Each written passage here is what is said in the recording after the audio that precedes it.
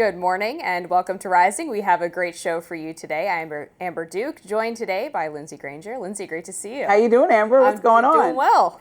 Well, we have a lot to talk about today. Like Amber said, coming up on Rising, I'll discuss how a Republican lawmaker was relentlessly booed at a town hall. Also, a Democratic congresswoman is facing heat after she said she was a proud Guatemalan before American. And President Trump is threatening to federalize D.C. again. But first, what do the Clintons, 2 former FBI directors, and 6 former attorneys general have in common? Well, they've all been subpoenaed by the House Oversight Committee, all related to convicted sex offender Jeffrey Epstein. Now, the flurry of subpoenas were handed down Tuesday after members of the subcommittee last month voted to subpoena those 10 former government officials, plus former Epstein associate Ghislaine Maxwell. Committee Chair James Comer did agree to delay Maxwell's deposition until after the Supreme Court considers her petition to overturn her sex trafficking conviction. Most notably left off the subpoena list is former Trump Labor Secretary Alex Acosta, who was the federal prosecutor that approved a controversial non-prosecution agreement with Epstein back in 2008. The deal allowed Epstein to serve a minimal time in prison and shut down the federal investigation into his alleged sex trafficking ring. It also shielded his alleged co-conspirators from future prosecution. Acosta defended the deal in 2019, saying this. That plea versus going to trial, how do you weigh those two if going to trial is viewed as the roll of a dice? The goal here was straightforward. Put Epstein behind bars, ensured he registered as a sexual offender, provide victims with the means to seek restitution, and protect the public by putting them on notice that a sexual predator was in their midst. Conservatives on social media were quite gleeful after the subpoenas were announced. Conservative commentator Nick Sortor taking to X saying, in part, if they don't show, lock them up. That's what they did to Steve Bannon.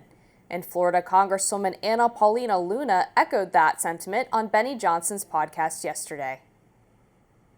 Charges, which we can vote on, and then the DOJ can prosecute, which I'm sure Pam Bondi would love to prosecute some of these people. So I doubt anyone would have the backbone to try to stand up to a subpoena, try and get information on Jeffrey Epstein.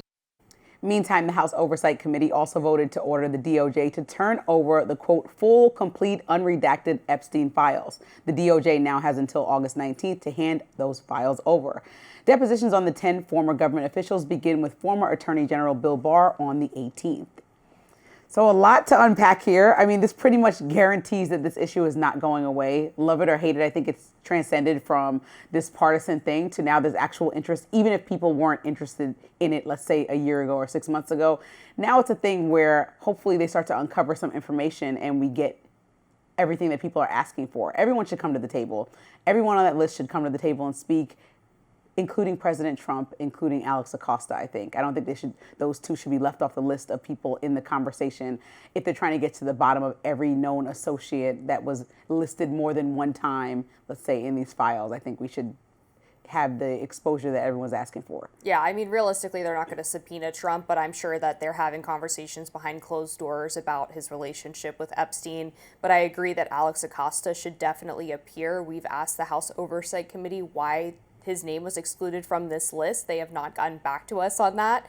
And there's been some interesting contradictions around what actually happened with that plea deal, where the Daily Beast reported that Acosta once told someone that he was told to back off of prosecuting Epstein by high levels of the government because he was an intelligence asset.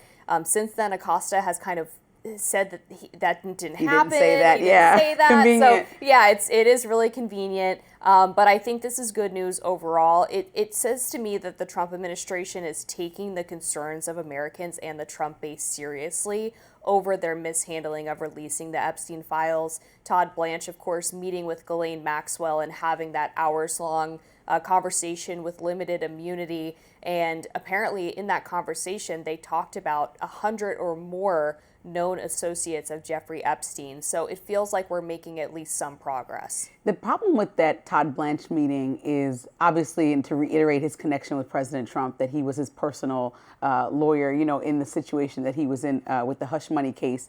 I think that we have to ask what the terms were of that agreement that Ghislaine Maxwell now, it feels like, as an outsider looking in, she's walking around a little bit more laxed with the request that we saw come immediately after, not only from the Supreme Court to review her case, but also obviously reaching out to President Trump and confirming that with her lawyer for a pardon, but all the things that she's doing that anybody who was in jail would do, but also just understanding like this is still a predator, somebody who's a convicted felon, and we want to make sure that people that were involved in this are implicated, but also not allow someone free just because they give information that could be lies because they perjured so much. I also want to make sure that as we're looking at this list of people called to testify before Congress, all the names made sense to me besides Hillary Clinton, which felt extremely partisan.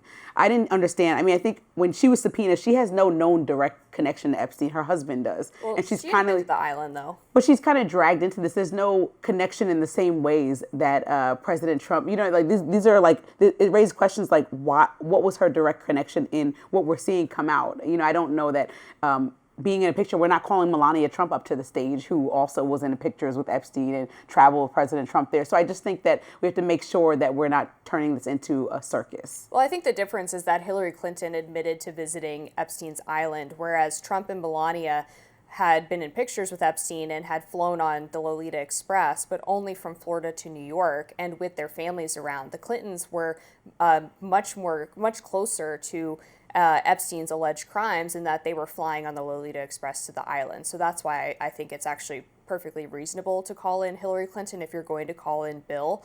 And I'm going back to the issue with the Ghislaine Maxwell request from the Supreme Court, Yes. etc. She also said that she does not support releasing her grand jury testimony Right. because she said it would be a detriment to her case that she's presenting to the Supreme Court, which it's like, come on, lady, you don't get a say here, right? Like, naturally, Like, this is not convenient right? for me. I'm sure she doesn't want the grand jury testimony released because it probably looks really bad for her and explains why she is serving this long sentence in prison. So at a certain point, you have to say, you don't get to make the demands here. We're the ones in charge. And that's why I said she feels very comfortable, Right. You know, which is the sense that I'm getting just from the last few statements that have come out from her lawyer. But I also think, you know, we have to just look at this whole thing and see, why are we not releasing files from the Treasury Department? Sure. Don't you think that would be an interesting way to follow the money? I mean, money usually tells the answer to most questions. So what was it spent on? Where was it going? These are all things that are in the Trump administration's possession. And I think a key detail that can easily be released as opposed to sending everyone elsewhere.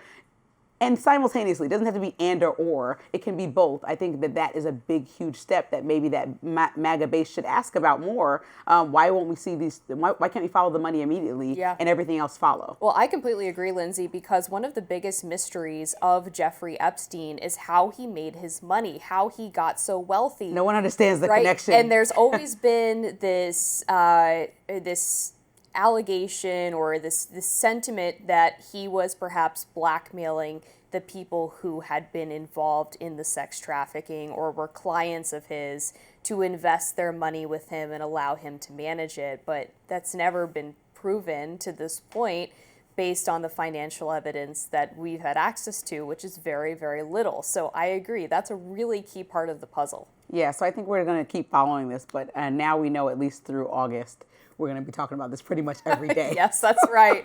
All right, next up, Senator John Cornyn is urging the FBI to help locate and arrest the Texas Democrats who skipped town to stall an effort to redistrict in Texas. We'll be right back.